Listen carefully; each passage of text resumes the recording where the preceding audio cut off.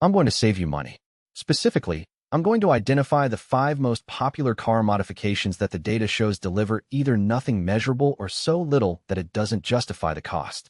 Then I'm going to tell you what to buy instead. This isn't theory. It's Dyno data from documented community testing across multiple platforms and years of aggregated results. Modification number 1. The cold air intake on a naturally aspirated car. Let me be precise here. I'm talking about a stock, naturally aspirated engine without a tune.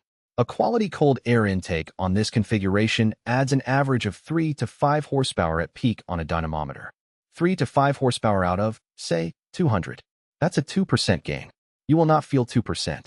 The intake sounds better. The sound is real. The power gain is real. It's just small. If you have $300 for your first mod and you're naturally aspirated, a cold air intake is entertainment, not performance. What to buy instead? On a naturally aspirated car without forced induction, your $300 is best spent on a wheel alignment and performance tires. Sticky tires on the stock power level will transform lap times in a way that 3 horsepower never will. Modification number 2. The throttle body spacer. This product claims that a spacer between the throttle body and the intake manifold creates additional turbulence that atomizes fuel more effectively, producing power. Multiple dyno tests across multiple platforms have found 0 measurable gain. 0. Not 3 horsepower. Not 1 horsepower.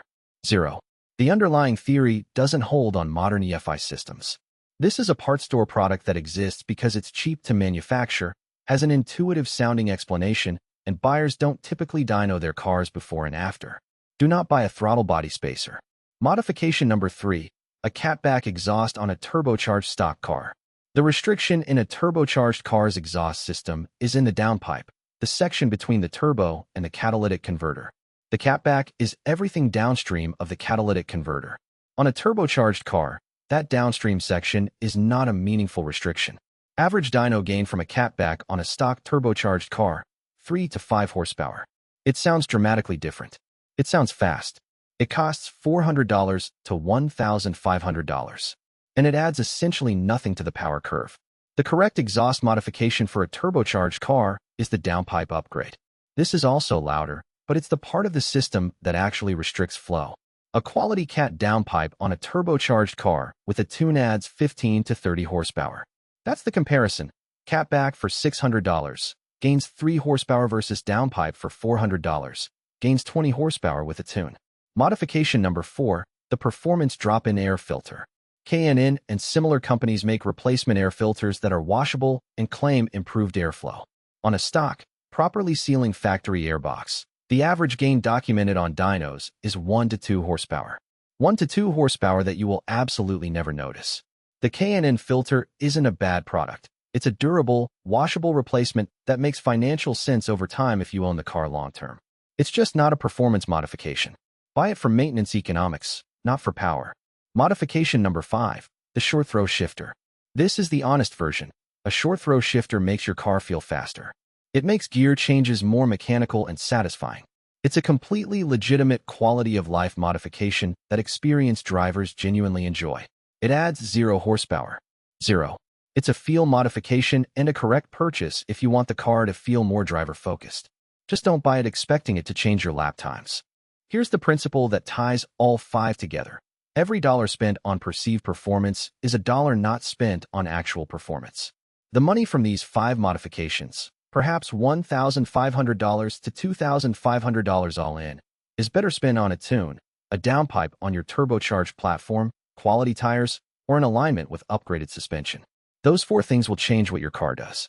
The 5 modifications on this list will change how your car looks or sounds. Both are legitimate goals. Just know which one you're buying. There's a useful mental model for distinguishing worthwhile modifications from wasteful ones on any platform. The modification hierarchy. At the base, safety, tires, brakes, alignment. These improve both performance and margin of safety simultaneously. Maximum return per dollar. Second tier, drivetrain efficiency. On a turbocharged platform, this means the downpipe, intercooler, and tune, removing restrictions and optimizing the system that already exists. Good return per dollar when done in order. Third tier, handling. Coilovers, anti-roll bars, wheel spacers. Return depends on how you use the car. High for track drivers, lower for street-only owners. Fourth tier, Power hardware. Bigger turbo, built bottom end, upgraded injectors. High cost, high return, but only appropriate when the first 3 tiers are already solid. The 5 modifications on this list, the ones that waste money, all exist in a parallel category, aesthetic performance. They make the car sound, look, or feel more like a performance car without actually changing what it does in a meaningful way. This isn't a scam exactly. If you want your car to sound aggressive and you know that's what you're buying, a catback exhaust is a legitimate purchase. But if you're buying it expecting a lap time improvement, you're in the wrong tier of the hierarchy. Spend in order. Safety first, then efficiency, then handling, then power. The list of modifications that waste money at the beginning of the hierarchy is long. The list of modifications that waste money when you've already addressed safety, tune, and tires is much shorter. The fastest budget car is built from the ground up, not from the most exciting parts first. One category of modification doesn't fit neatly into the waste money or spend correctly framework.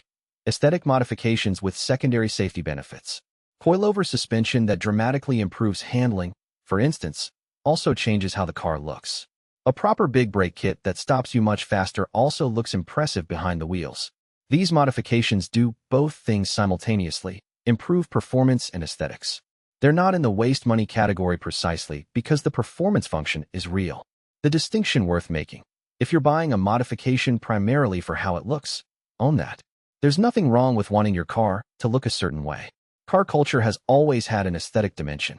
The problem arises when you tell yourself an aesthetic purchase is a performance purchase, because then you're also telling yourself you're faster than you are, which creates a risk at track days and spirited road driving. The short throw shifter example from earlier is actually the best illustration of this principle. It's a legitimate quality of life modification that makes the driving experience more engaging. It has zero performance value. And if you buy it knowing that, knowing you want the more mechanical, connected shift action, you've made an informed purchase. If you buy it believing it will somehow help your lap times, you're in the wrong framework.